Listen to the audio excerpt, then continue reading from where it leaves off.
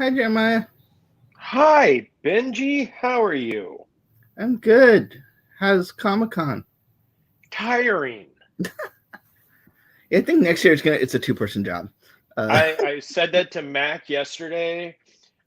It's not even really a two-person job. I mean, there's definitely some things that we could use a second person for, but the Javits Center is just so massive.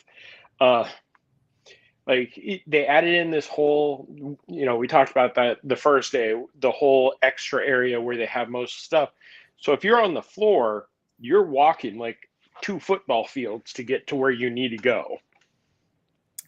Dang. Yeah, and then you got to ride an escalator to heaven. Or Stairway to Heck. Um, so it was a lot of Marvel today. Today Um, was a lot of Marvel. I started off with the Voices panel. Sorry, I'm trying to remember. Was that the so Voices panel? yeah, we'll start there. Let me share it. So they announced a new Wakanda Forever one shot coming for Black History Month. Um, Yes. ta-da. Um, So Marvel Voices, for users who don't know, is kind of Marvel's brand about um, spreading voices from different underrepresented groups in the comic creative community. While comics have obviously had a long sort of international history just by the nature of the art form, um, um, Marvel Voices. It started as a podcast with Angelique Roche, where she just interviews people. I think that I don't even know what season they're on, but they're on a season today, and this is obviously focused on Wakanda. It'll kind of probably, we have Black Panther Wakanda Forever in November, and this will kind of spin out of it in February.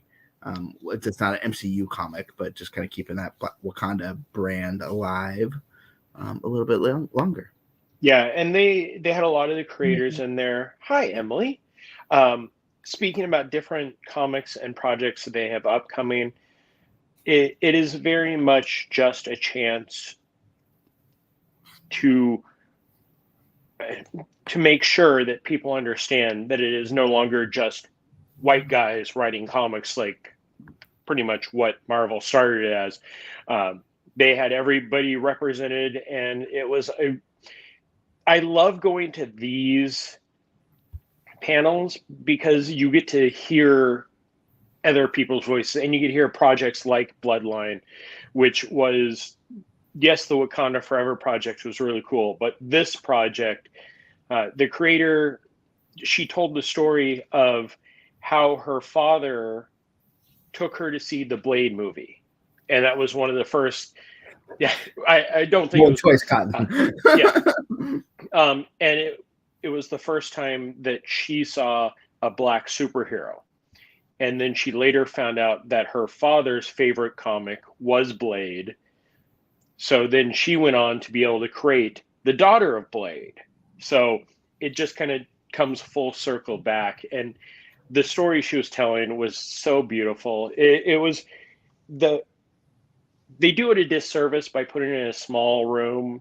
And if you've never been to New York Comic Con, they have very long rooms that are not deep, and then they have very deep rooms that are not long. And that was kind of this room. Like I turned around at one point, and there were about 50 rows behind me of chairs of like threes, and it was filling up, but it's not the easiest to get into because they often will like, oh, we're full, and then when they turn on the lights, the entire back half is empty. Sounds familiar. Yeah. So is she a quarter vampire? How's this work? They didn't go into the details of it. One of the things that the creator, did point out is where Blade has his signature leather jacket and sunglasses. His daughter has, I think it was purple hair and a choker is her signature things. Mm. And she's actually described as somebody who's happy with her life, which is unheard of for a daughter or a son of, or any spawn of a superhero. much less a day walking vampire. Or Spawn. Yeah, well, that's a whole different category. What's now? I have a question about this one. Silver Surfer Ghostlight. What's this about? So, in the 60s, there was a story, and I believe it was called "Who Will Mourn for You," and it was essentially a one-shot Black Lives Matter comic before Black Lives Matter was anything. And this is very, I don't want to say synonymous, but this was in the days of Stan Lee, Steve Ditko, where they started expanding and bringing in different races into the comics. And essentially it was Silver Surfer was trapped on Earth because he was trying to get out of Earth, and Galactus put a barrier around the Earth, came down. A African-American scientist helped him be able to escape, created, they only showed like 2 panels, so I'm going off my memory of that. And it was a 60s comic, and that character died. But that was the end of that character. He was essentially created for that one shot. And he is back as Silver Surfer Ghostlight. And that is the design of his character. He's essentially, the way it looks and the way it sounded, he's a vapor that is reformed as a human or as a entity. And the other cool part about it is Ghostlight was something that was used on Broadway to kind of represent that the shows will return when they all shut down in the pandemic. So it's symbolic of him returning from the dead, or returning in a form. Nothing to do with Mater, though, right? No. The third book that was kind of part of this was Bishop, War College, which sounds like a terrible place to go to school. But this is, again, just kind of expanding. Bishop has always had a presence I shouldn't say has always, has been around since the 80s as a pretty prominent character. This is, again, just like it sounds. It's superheroes go to Bishop's War College, and it will involve time travel and different things. They were very vague on this one because I think it's going to be a lot more than just a basic story. That was one that I was interested in, probably more than the other ones, just because Bishop has always been a pretty great character, and time travel is one of my favorite things. And then you throw in the X-Men, so it should be interesting. Okay, continuing the comic front, we got some news of, I guess, a new X-Men event called Sins of Sinister. Say that 5 times faster, Ryan. Yeah. No. Yeah, this was in the Next Big Thing panel. I've been to many Next Big Thing panels where it's always like, okay, here's the recap, and then maybe there's one thing coming. No, they laid out a timeline through next summer, and Sins of Sinister kind of falls back. We'll get to that because I guess slide. But no, the Sins of Sinister, they almost described it as kind of going back to the Age of Apocalypse storyline, where they take current comics and rebrand them because it has to do with, something changes in the timeline, so those things change. And this is essentially Sinister, he's messed with some DNA, so things are going to go crazy. As one does. Yeah, exactly. That's the cover of the first issue. And then as you scroll down, you see the other 3 comics, and I don't remember which one it was taken over. I believe Red X was one. And, these are the... It looks, yeah. It looks like, I'm just trying to read real quick. Immortal X-Men, X-Men Red, and Legion of X become Immortal X-Men stays Immortal X-Men. X-Men Red becomes Storm and the Brotherhood of the Mutants, and Legion of X becomes Nightcrawlers. Reread that first one again. the immortal X-Men become the immoral X-Men. Oh, whoa. Yeah. That's a very important T.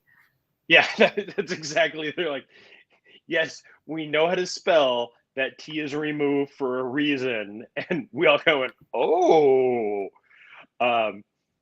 Yeah, they did a great job of teasing comics that, you know, I'm a self-professed DC guy, but these, and then all of these, especially Avengers Assemble, which ties together current Avengers and goes all the way back to the Avengers BC, and it's going to be a global or a time-spanning crossover.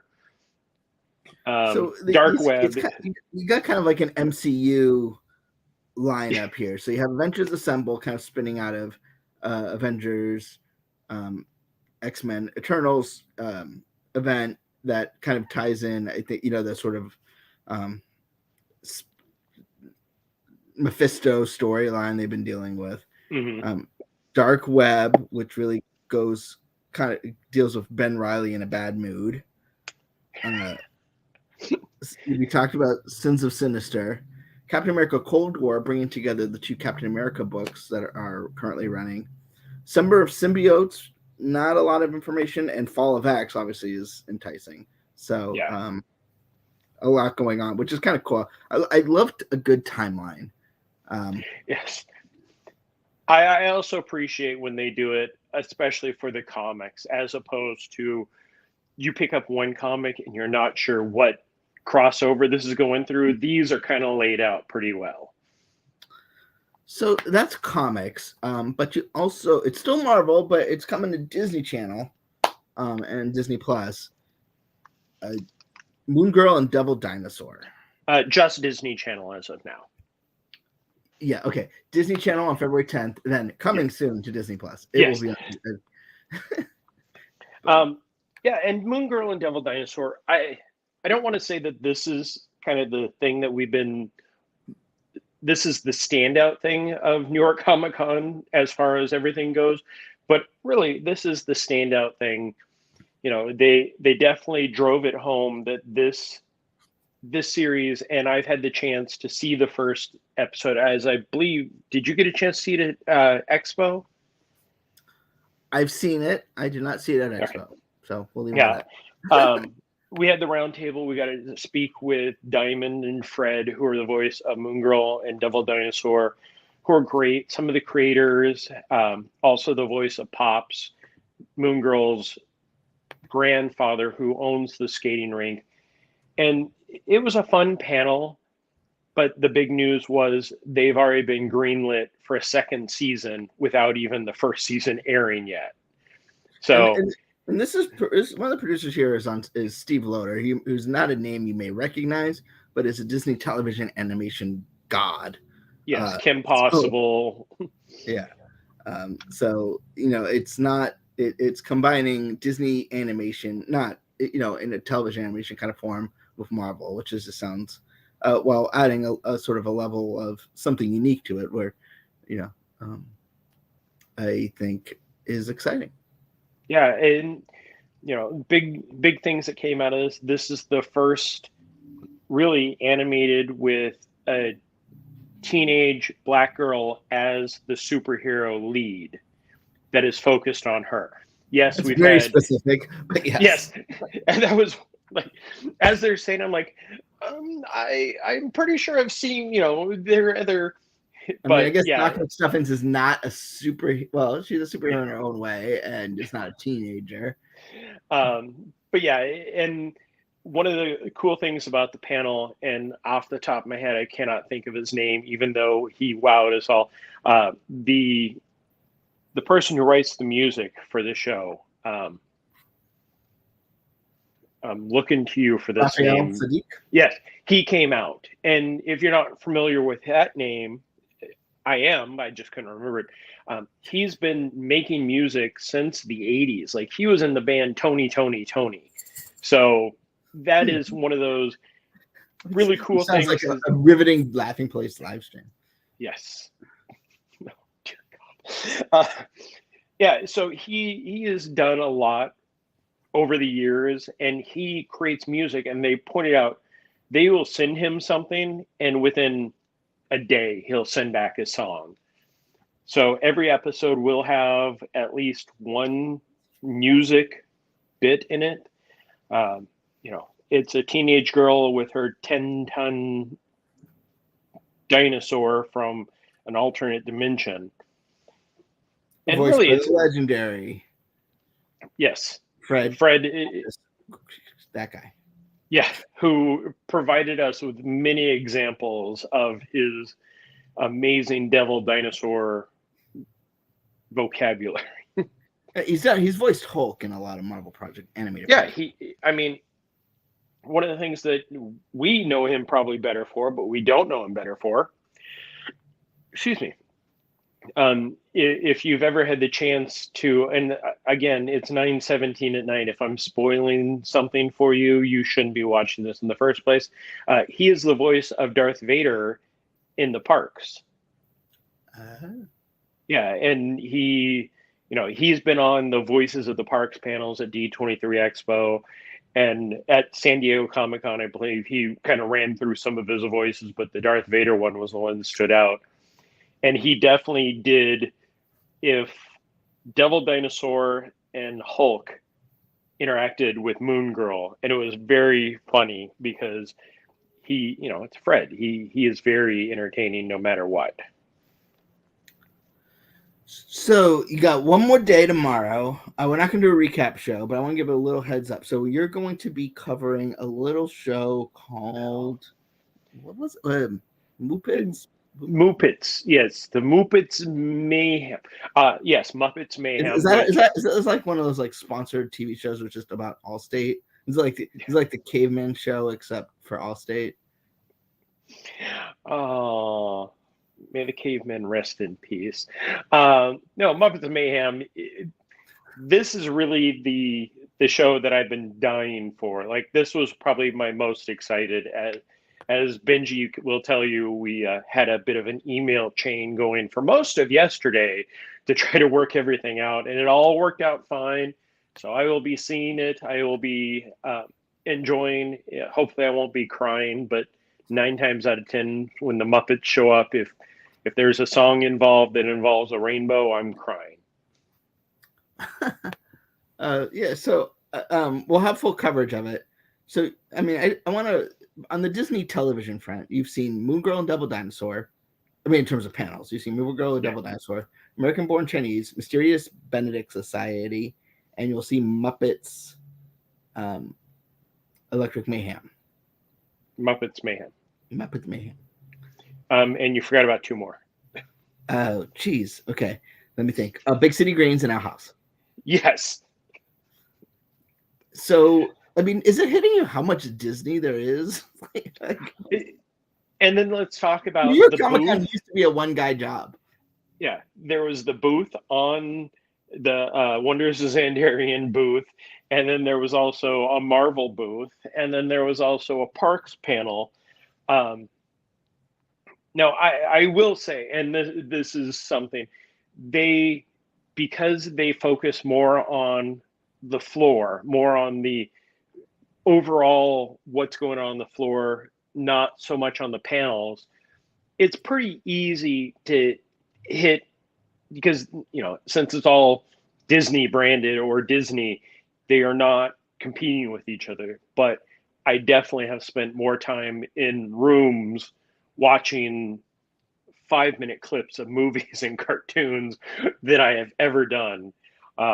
Also, again, I would like to reiterate, Owl House fans are, you could go to a Beatles concert, or you could have gone to a Beatles concert. I'm pretty sure Owl House fans would have been yelling louder than the teens that were passing out back in the 50s.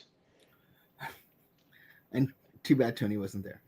I actually got a message from him at one point. He goes, "I'm sorry," and he's watching my video of it, and he was like, "You probably had no clue." I was like, "No, I definitely had a clue on some of the stuff." Mm-hmm. But again, never expected ever a Disney animated series to draw the screams that I heard. I would love. I'm going to go back and watch the video at some point just to hear that. Wow. Yeah. Thanks so much, Jeremiah. Have a safe trip back home after Muppets tomorrow. Yes. And we'll see you back at the park, huh? Well, you'll see me Monday night with. Oh no, we don't have Parks Talk on Monday. Who said that? Oh no, that's right. You said we were, but we don't know still. Yeah, I haven't done the schedule yet because I haven't talked to you. But no, I broadcast, and then we can talk about the schedule. But you will be at the parks this week. Yes. Covering something. And I'm at will Gatorland on Tuesday and Wednesday. I'm sorry? Wednesday. Wednesday? Is that Wednesday? Okay, well then that's good. I have some time to sleep, yes. No, but I'll definitely be back in the parks. Looking forward to it. And because I mean, we still have 2 things that are coming this year, and we don't know when. We got DuckTales coming to Epcot. Woohoo! Thank you. And Phantasmic returning. Yes. And then we also have Christmas coming. We haven't even talked about the Cosmic Rewind and all the stuff from yesterday's panel, but... Did you do the show yesterday? Yes, I mean you and I. Oh, okay. Yeah, thank you, Southwest, for delaying my flight 4 hours, and thank you, Mac, for stepping in so I could so Jeremiah could go to bed at a reasonable hour.